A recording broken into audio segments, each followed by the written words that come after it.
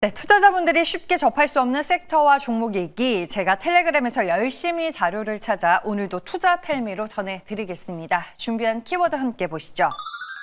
네, 누군가는 목표 주가를 절하하고 누군가는 목표 주가를 절상하고 이 엇갈린 전망 속에 오늘 외사 리포트 하나 같이 볼 거고요. 관세로 오늘 전방이 폭격을 맞고 있는 섹터가 있어서 진짜 타격이 있는 건지 없는 건지 이 부분도 따져보겠습니다. 마지막으로 미국에서 점유율을 높이며 추격자 역할을 하고 있는 기업과 제품에 대해서도 알려드리겠습니다. 첫 번째 투자텔미 함께 보시죠. 지난주 목표 주가 27만 원을 얘기한 UBS와 결이 다르게 지난 15일 맥쿼리에서 알테오젠에 대해 아웃퍼폼 의견으로 커버리지를 게시한 리포트가 나왔습니다. 바로 이 리포트인데요. 향후 12개월 목표 주가로 59만 원을 제시하며 현 주가 대비 35% 상승이 가능하다라는 전망이 내용에 담겨 있습니다. 주요 내용 함께 보겠습니다. 먼저 투자 포인트부터 이제 요약을 해보면 알테오젠은 잘 아시다시피 기존 정맥주사 의약품을 피하주사, 그러니까 SC 형태로 바꿔주는 약물 전달 플랫폼을 보유하고 있는 기업입니다. 이 기술은 환자에게는 투약 시간 단축 및 생활의 질 개선을, 의료진에게는 투약 편의성을 향상시키는 등 이 환자, 의사, 제약사 모두의 환자들이 아직 충족되지 못한 치료 수요를 해결해 줄 수 있는 기술을 해결합니다. 그리고 이 글로벌 파트너십으로 기술 검증이 이미 완료가 됐죠. 머크, 다이치산교, 아스트라제네카 등 빅파마들과 다수의 라이선스 계약을 체결을 했고 미국 특허 보호 기간이 2043년까지로 매우 길어 안정적인 로열티 수입 기반이 확보가 되어 있습니다. 그리고 경쟁사인 할로자임과도 비교를 한번 해보겠습니다. 강점을 들여다보면 일단 첫 번째로 특허 보호 기간이 더 깁니다. 할로자임의 주력 플랫폼 특허는 2029년에서 2030년에 만료가 될 예정이지만 알테오젠의 플랫폼은 2043년까지 특허가 유지되기 때문에 더 오랫동안 독점적으로 기술을 활용하며 로열티 수익을 얻을 수 있다는 점이 가장 큰 장점이고요. 두 번째로는 또 적용 범위가 큽니다.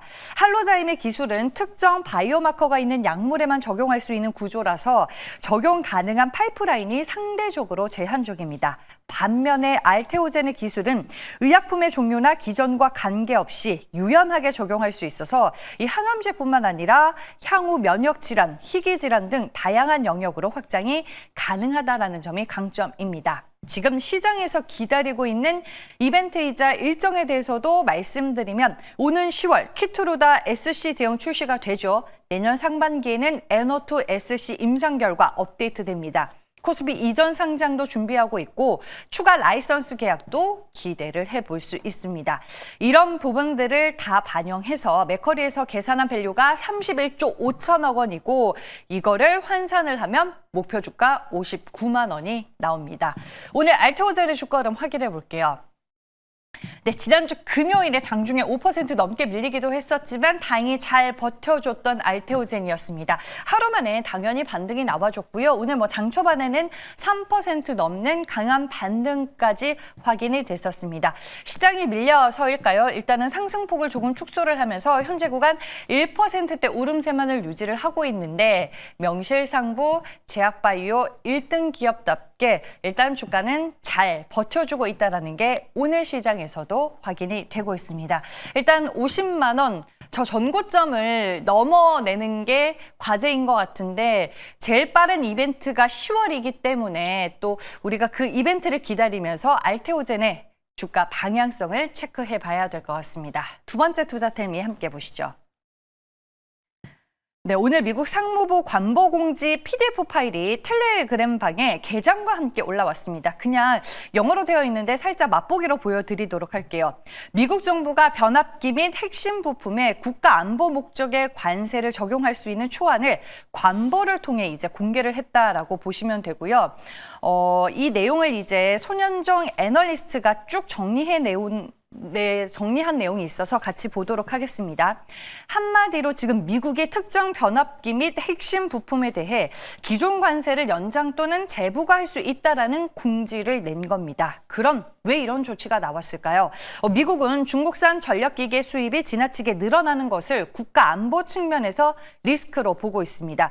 특히 전력망 안전성에 꼭 필요한 변압기를 중국에 의존하는 것을 줄이기 위해 관세를 통해 수입을 제한하려는 의도인 거죠. 적용 대상은 그러면은 이번에 어떤 제품들일까요? 이번 관보 공지에서 관세 적용 대상으로 포함된 품목은 초대형 유입식 변압기와 일부 대용량 변압기입니다. 다만 이 중에 대용량 변압기인 16kVA 이상 변압기는 한국 업체들의 수출 비중이 거의 없는 품목이라 한국 기업에는 사실상 영향이 제한적이라고 합니다.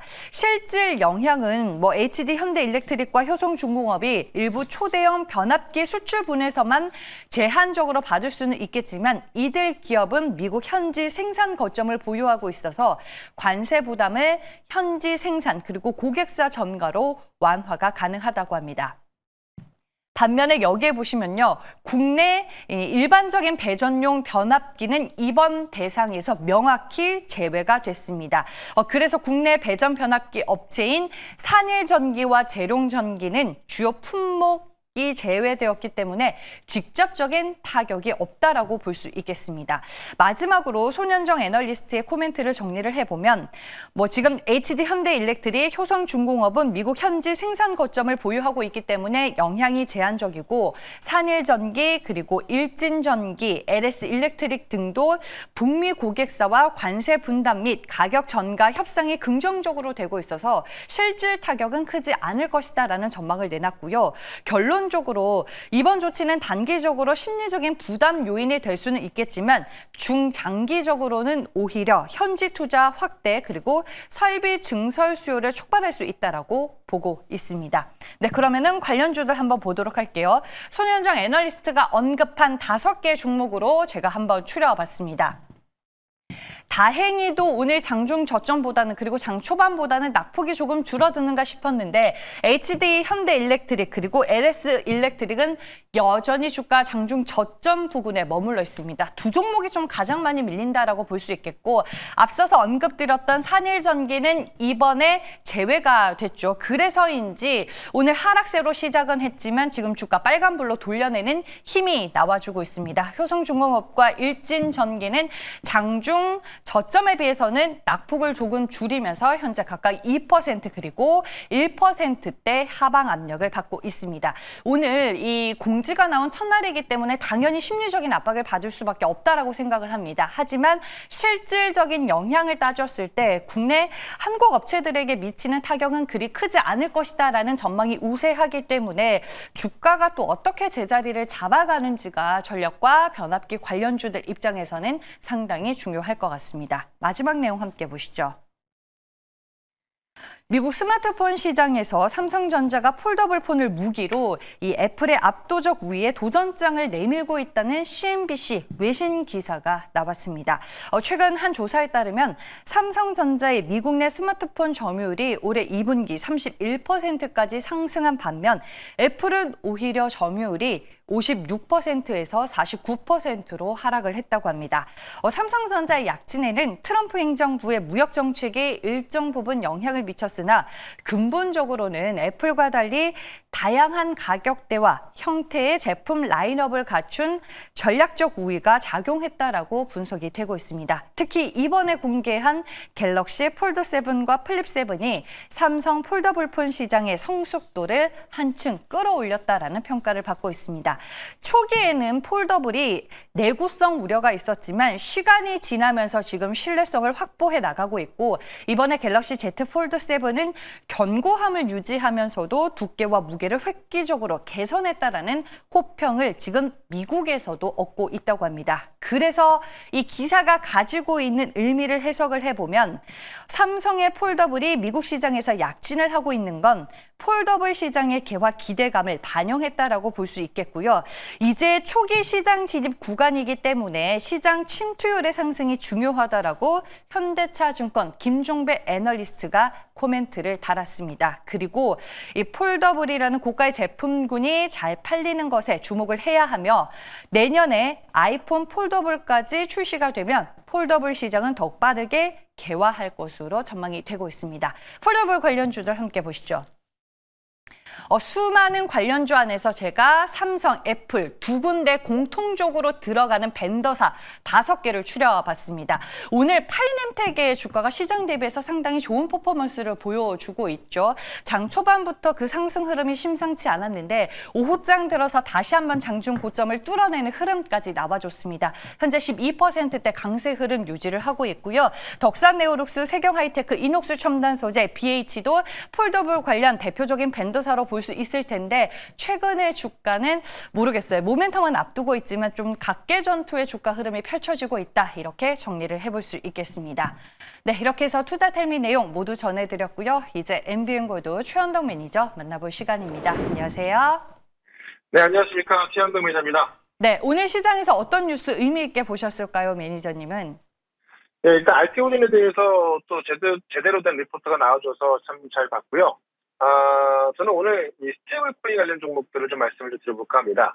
일단 지금 오늘 우리 시장이, 관세에 대한 부분, 그 다음에 내일 모레 있을 때 국회 본회의에서 벌어질 상법 개정, 이런 부분 때문에 좀 조정을 받고 있습니다만은, 오히려 지금 이런 시장을 좀 매수 기회로 보고, 이번 주에 전량 후방 장세가 나올 것이다라고 좀 전망이 되고 있고요. 일단 우선적으로 사야 될 게 스테이블 코인 쪽이라서 그쪽을 좀 말씀을 드려볼 텐데, 일단 이번 주에 서클 대표가 이번 주 방한하죠.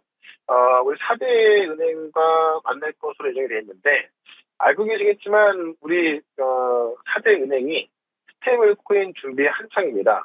그러니까 뭐, KB은행, 신한은행 등등 해서요.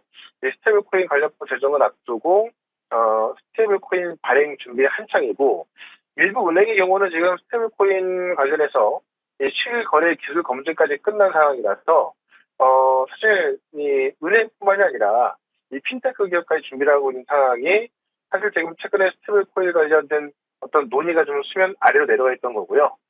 지금, 서클 대표가 금요일 방한하면서, 본격적으로 이 스테이블 코인 관련돼서, 그러니까 원화 스테이블 코인 관련된 것들이 다시 수면 위로 올라갈 것으로 보여집니다. 여기에, 지금 엔화 기반의 스테이블 코인을 이달 안에 승인한다고 일본 금융청에서 이제 보도가 나왔는데, 일본 금융청은 지금 이 엔화 기반의 그 스테이블 코인을 발행을 해서 이거 갖고 지금 나와 있는 얘기는 이 엔캐리 트레이드에 활용한다는 얘기거든요. 그거 알겠죠? 우리 엔캐리 트레이드 자금이 사실 뭐 정확히 금액을 우리가 알 수 없지만은 추정되는 금액만 UBS에서는 5천억 달러, 도이치뱅크에서는 20조 달러 이야기하고 있거든요. 20조 달러면은 원화로 환산했을 때 2억 7천조가 되는 금액입니다. 그러니까 이 어마어마한 엔캐리 트레이드 자금을 그 트레이딩 할 때 스테이블 코인을 활용한다면 엄청나게 커지겠죠. 지금 중국의 위안화 스테이블 코인도 예정이 되어 있고요. 그래도 내일 모레는 미국에서 이 와이오밍 공식 스테이블 코인 출시됩니다. 그러니까 이번 주에만 스테이블 코인 관련해서 일본부터 중국, 그다음에 미국까지 이벤트가 예정이 되어 있고, 특히 우리나라에서는 지금 스테이블 코인 시장의 2등을 차지하고 있는 서클이 방문해서 우리나라 국회의원부터, 그러니까 이 법안 발의를 준비하고 있는 국회의원부터 지금 4대 은행까지 먼저 준비하고 있기 때문에 이번 주에 꽤 큰 상승이 나올 것으로 보여집니다. 그런 것 중에서 스테이블 코인 관련해서 주목하자라고 말씀드려서 관련 종목 하나 오늘 말씀을 좀 드려보도록 하겠습니다. 네, 오늘 이슈 키워드로 스테이블 코인을 꼽아주셨는데 그 안에서 어떤 종목을 매력적으로 보실까요? 네, 지금 가격이 5,420원인데 미투온이라는 종목입니다. 소셜 카지노를 개발하고 퍼블리싱한 업체거든요. 그래서 실질적으로도 이 소셜 카지노를 홍콩과 대만, 일본 등에서 서비스하고 있고, 플러스 카지노, 풀파 포커드 같은 이런 것도 운영하면서 실제 매년 1천억 이상의 매출이 나와주고 있고요. 약 200억 정도의 영업이익이 나오는 회사입니다. 그런데 이런 게임주가 이 글로벌 스테이블 코인 카지노를 정식으로 오픈했다. 해외에서 지금 100% 자회사인 에이스 게이밍이 글로벌 라이센스를 취득한 스테이블 코인 기반의 카지노 플랫폼입니다. 에이스 카지노를 정식으로 오픈해서 지금 미국에서 서클이 발행하는 스테이블 코인과 연동, 교환이 가능하도록 한 거거든요. 그러니까 어떻게 보면 국내에서는 최초로 스테이블 코인 실제 적용 기업이 되는 거고, 정식으로 선보이는 이 에이스 카지노 플랫폼을 통해서 지금 180개 국가에서 사용 가능한 거기 때문에 이 스테이블 코인 시장이 전 세계적으로 엄청 커지고 있는데 그걸 가장 먼저 활용하고 있는 기업이 미톤 같습니다. 그런 관점에서 우리 미톤을 좀 봐야 될 것 같고요. 일단 이번 주 우리나라에서 핵심 이슈가 될 만큼 꼭 관심을 가져보자라고 말씀드리면서 목표가는 7,000원, 손절가는 4,500원 말씀을 좀 드리겠습니다. 네, 알겠습니다. 미트온에 대한 투자 포인트 확인을 해봤습니다. 지난주 목요일에 소개해 주셨던 후성이 오늘도 상당히 주가 흐름이 강합니다. 이 종목에 대한 리뷰 들으면서 마무리를 할게요. 네, 후성도 이제 바로 급등하고 있는데 오늘 2차 전지 기업들이 많이 올라가진 않죠. 다만 후성 같은 경우는 화학 소재 전문 기업으로서 2차 전지 전해질을 제조하는데 최근에 이제 미국 내에서 중국의 소재를 또 통제하기 시작하면서 후성이 또 가장 큰 수혜가 되고 있습니다. 그런 것처럼 계속해서 후성을 비롯해서 2차 전지 기업들은 아마 다음 주 한미 정상회담을 앞두고 계속 올라갈 수 있기 때문에 계속해서 보유 전략을 좀 말씀을 드려보도록 하고요. 오늘 장 끝나고 4시부터 있을 오늘 방송에서는 조금 전에 말씀드렸던 스테이블 코인, 이게 엔화 스테이블 코인, 그러니까 일본에서 발행하는 스테이블 코인이 나오기 때문에 이게 얼마나 파괴력이 있고 이 스테이블 코인 관련주가 얼마나 올라갈지에 대해서 한번 설명을 드릴 거니까요. 오후 4시부터 시작하는 무료 방송 유튜브에서 최현덕 검색하시고 4시부터 유튜브 실시간 방송으로 들어오시면 되고 저는 또 내일 이 시간에 뵙도록 하겠습니다. 고맙습니다.